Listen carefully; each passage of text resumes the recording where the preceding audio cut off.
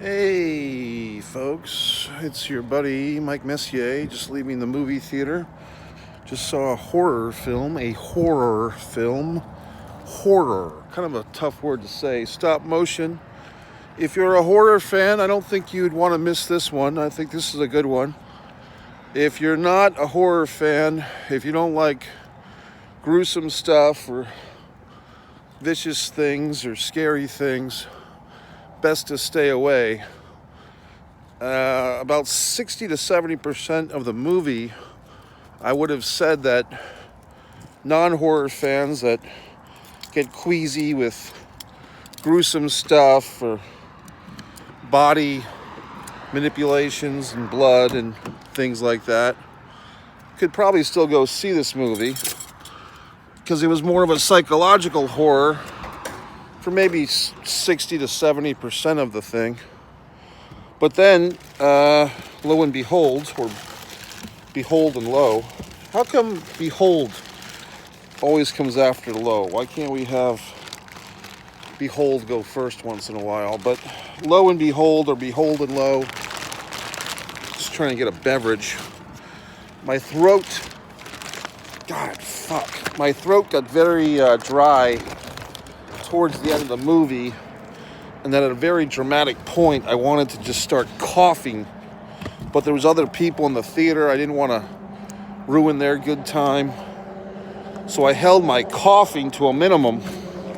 So that's the type of person I am, always looking out for the other person. Other assholes would just cough away. I go to the gym quite a bit these days, and there's several prominent signs that say, "No cell phone talking. Please take your cell phone chats outside the gym." And the funny thing is, with the people that I go to this gym with, the other people that go to this gym, I don't go with them. They just appear, and so do I. But every asshole there seems to think that they're exempt from the non-talking on the phone rule in the gym. Every fucking person in that gym somehow has a note from the doctor saying that they can speak on the phone in the fucking gymnasium. Assholes. So in case any of those fucks happen to see this, I'm tired of you fuckheads talking on your goddamn phones. Yeah, I see you with your fucking earbuds and your goddamn conversations, assholes. Anyway, going back to this film. So if you're a horror fan, then go see it. If you're not. It's another movie within a movie, but I will give this one a pass. Yes, we're all sick of plays within plays and movies within movies and TV shows within TV shows. This, however, I need to take a sip of water, by the way, while we're doing this. This one does have the elements of, it's not just a regular movie within a movie. It's a stop motion.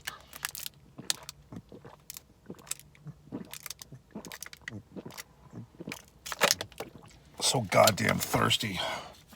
You know what stop motion is? Gumby and Pinocchio and all those fucks. Gumby and Pokey.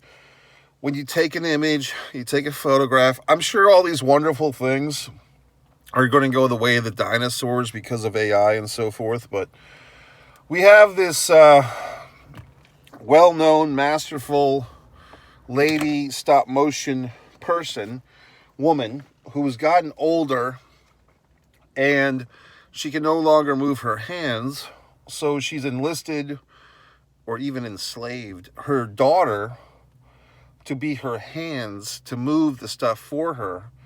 And the daughter basically that's the star of our movie here. And her creativity has been stifled, her personal life has been stifled, because she's kind of living this mommy dearest situation with her crazy stop motion animated mother. Lo and behold, the mother gets sick. The daughter moves out. She's fornicating a young business musician man.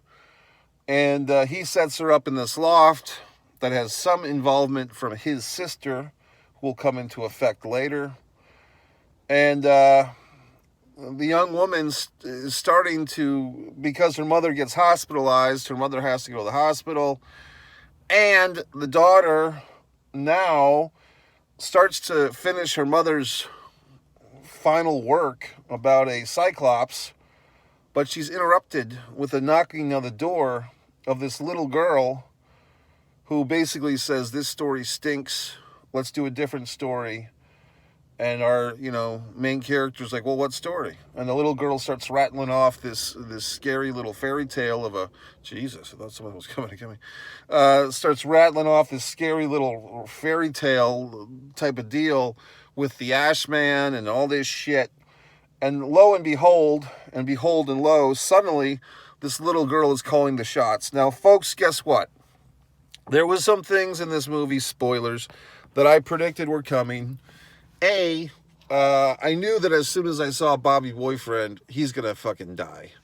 You know what I mean? Because at least for most of his appearance, he was a fairly good guy. And then he mouths off a little bit. But you just know he's going to bite it. You know he's going to die. I did not totally see the sister dying. I didn't see that coming. This dude I did see, as soon as I saw him, like the first scene he's in, I'm like, oh, sacrifice. Bobby Boyfriend's going to bite it. What else? And they never really, I don't think they ever said this in the film. I mean, it's artistic interpretation, folks. I think the little girl was the manifestation of reincarnation of the mother. So while the mother's being phased out, while she's like in the coma, and then when she's dying, if you notice the scene where the daughter goes to her mother's hospital room and lights out mommy's dead, the little girl just magically appears in the hospital room and says, let's get to work, or whatever the fuck she says. So it's like you haven't missed a beat. This evil character of the mother is rebooted, remanifested as this little girl. That's how I interpreted it. How did you? Leave a comment. I'm really curious about your take on this thing. What else? All the acting I thought was superb. For most of the movie, I was wondering, is this actress Rachel Weisz? Now, she looked a little bit young to be Rachel Weisz. I mean, time has no consideration for any of us, folks. But I thought the woman looked like Rachel Weisz. Apparently it's not. Apparently it's just a Rachel Weisz lookalike, which is fine. And I was thinking, well, is Rachel Weisz in this movie? Is she doing horror now? She's doing this Dead Ringers thing with my buddy Kevin Anton, who I recently interviewed about his appearance in Harley Race in the Iron Claw, which you can see over on One Pro Wrestling and Sports Fan YouTube channel. However, with this... no, it wasn't Rachel Weisz. It was a lookalike, okay? And that's another thing about films, and also human beings. If you ever look at Jamie Presley, kind of a B movie star from the 90s, did some TV shows, stuff that I never watched. My Name is Earl. I never sat there and watched that fucking show, but I know it was a big deal for you marks. But if you look at Jamie Presley and you look at Margot Robbie, it's the same fucking person, pretty much, like their physicality. Both beautiful women, of course, but they're just so similar in look. Somehow I got my brain on some type of IMDb thing yesterday of, actors who look a lot like each other, and I'll spare you the boring details.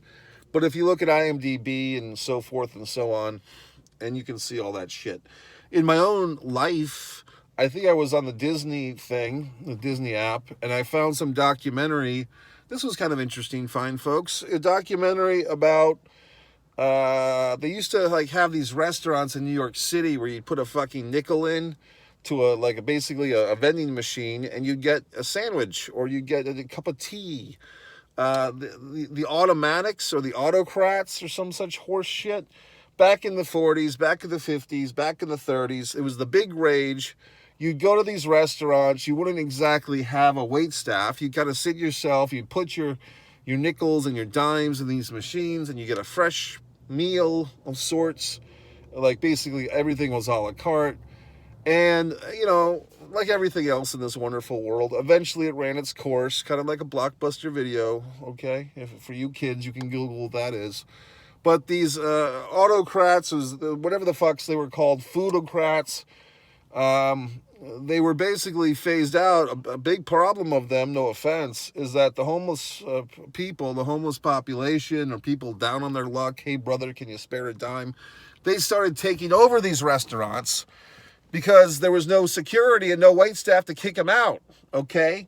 So, in this particular film, I'm watching this movie, and they have a photograph of a bunch of people enjoying their fine meal in this autocrat, and I see someone that I know, a good friend of mine, is in the fucking 1940s picture. But of course, he wouldn't have been born in the 1940s, let alone 30 years old or whatever. But guess what? I freeze framed it. It wasn't him. It was just a doppelganger, a lookalike from a previous era. Isn't that exciting?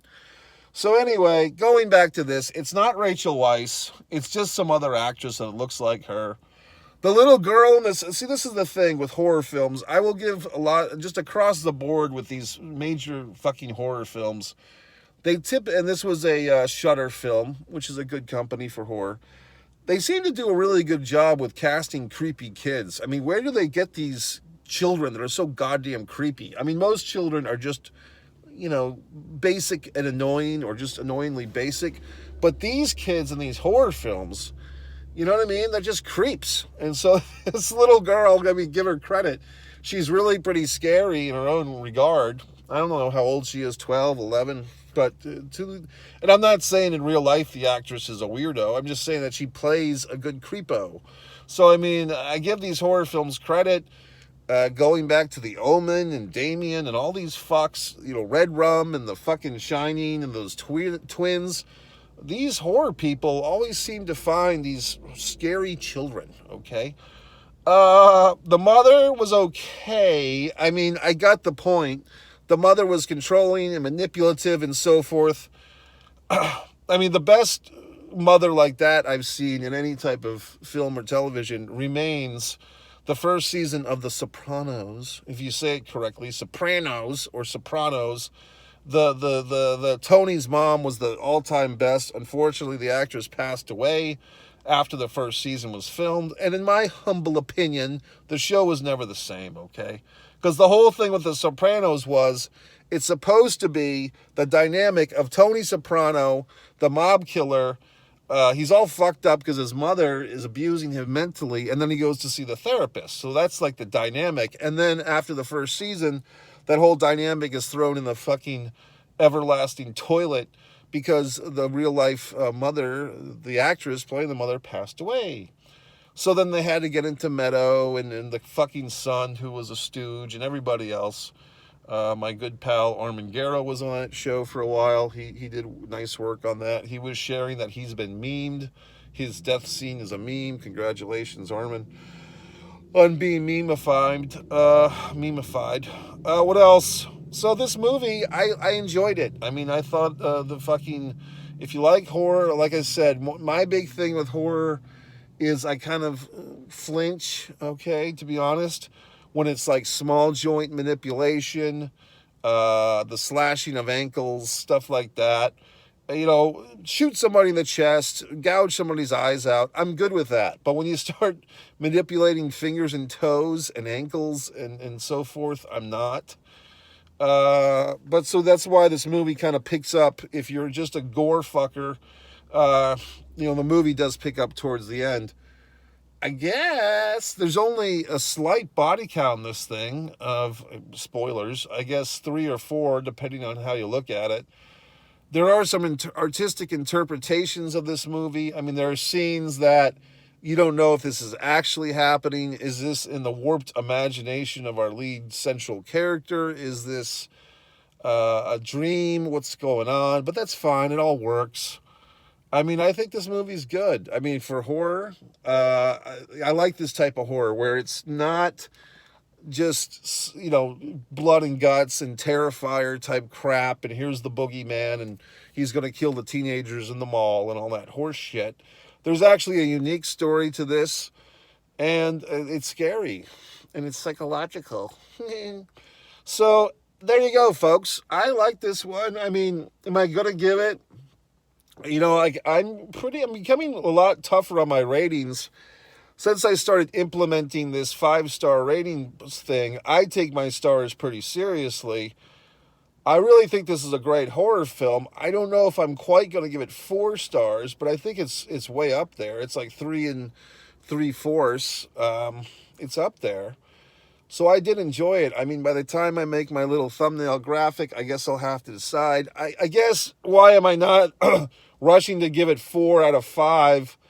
I really feel like a 4-star movie should be something that I'm suggesting that everyone go out and see. Whereas I think with this one, if you're a horror fan, I think you should see it. You know what I mean? But if you're not a horror, I think you can live your life without seeing stop motion and you won't, have a bad life. You know what I mean? So that's why I don't feel like, is there some element of this film that, oh my God, some life lesson that you've got to fucking learn? Not really. It's just kind of morbid entertainment. If you're a goth chick or if you love one, this is a movie that a goth chick would like because it's all gruesome and weird. So anyway, I liked the goddamn movie. I thought it was good. Of course, you could do yourself a favor and buy one of my fucking books, A Fighter Play Basketball, such a wonderful sports novel, A Distance from Avalon, such a wonderful magical realism, gothic horror, my wonderful film book, my paintings are on eBay, this YouTube channel, one Mike Messier for Mike's Instant Movie Reviews, the other one is one artist, Mike Messier, with my art, one pro wrestling and sports fan with my pro wrestling takes, interviews, clips, and so forth, and one man in a camera films for my films, okay? So that's it. Enjoy your fucking day, your week, or whatever the fuck. Goodbye.